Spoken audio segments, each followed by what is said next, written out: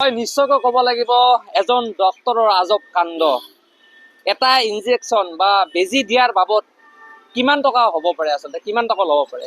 20 টকা, 40 টকা, 50 টকা, খুব বেছি 100 টকা, 1000 টকা এটা বেজি দিয়াৰ বাবদ লৈছে। আচলতে যিহেতু মই উপস্থিত আছো হাউলিৰ আচলতে যিহেতু মেডিকো ফাৰ্মাচী এখনত, মোৰ কেমেৰা সহযোগী দেখাব ইয়াৰে পৰিৱেশ, মোৰ ভিতৰৰ পৰিৱেশ দেখাবলৈ মই মোৰ কেমেৰা সহযোগী দেখাব, যি আচলতে শফিউল ইছলাম নামৰ যি এজন আচলতে যিহেতু এটা বেজি দিয়াৰ বাবদ আচলতে যিহেতু 1000 টকা লোৱাৰ ভয়ংকৰ অভিযোগ আচলতে উত্থাপিত হৈছে। আৰু দোকানৰ স্বত্বাধিকাৰী আছে, মই তেওঁৰ সৈতে কথা পাতিবলৈ চেষ্টা কৰিম। যিহেতু এটা বেজি দিয়াৰ বাবদ 1000 টকা আচলতে লোৱা হৈছিলে যোৱা নিশা, কি ক'ব সেই ক্ষেত্ৰত? এই ক্ষেত্ৰত মই এইটোও ক'ব বিচাৰিছো, যেটি বেজি নেকি দিব লগা হৈছে, এইটো এনেহেনকৈ সাধাৰণ বেজি দিয়াৰ কোনো নিৰ্ধাৰিত মূল্যত লিখা নাথাকে। বেজি দিয়াৰ ক্ষেত্ৰত মূল্যায়ন নাথাকে। তথাপিও আপোনাৰ যিটো বেজি দিয়া হৈছে, যিটো বেজি নেকি সচৰাচৰ কোনো ডাক্তৰেও দিব নোৱাৰে বা ফাৰ্মাচিষ্টৰ কোনো ফাৰ্মাচীৰ যিজন ফাৰ্মাচিষ্ট থাকে, যিজনে দিব পৰা কেপাচিটি আছে, তেওঁ সেনেকে দিয়া বেজি নহয়। এইটো কেনেকে দিছে?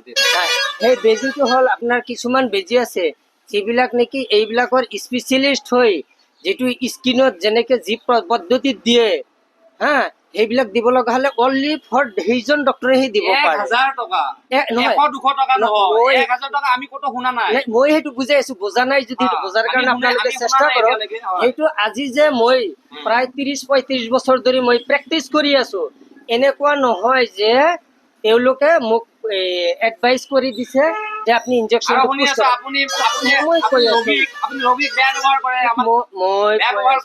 এইটো কেতিয়াও হ'ব নোৱাৰে।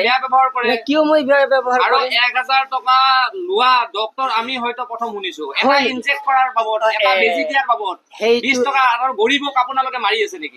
এইটো গৰীব ধনী আহিব নোৱাৰে নেকি? এটা গৰীব মানুহ আহিলে কি আপুনি সেই 1000 টকা ল'ব নেকি? মই সেইটোৱে আপোনাক বুজাব খুজি আছো যে এনেকুৱা এইটো এনে কাম হোৱা নাই।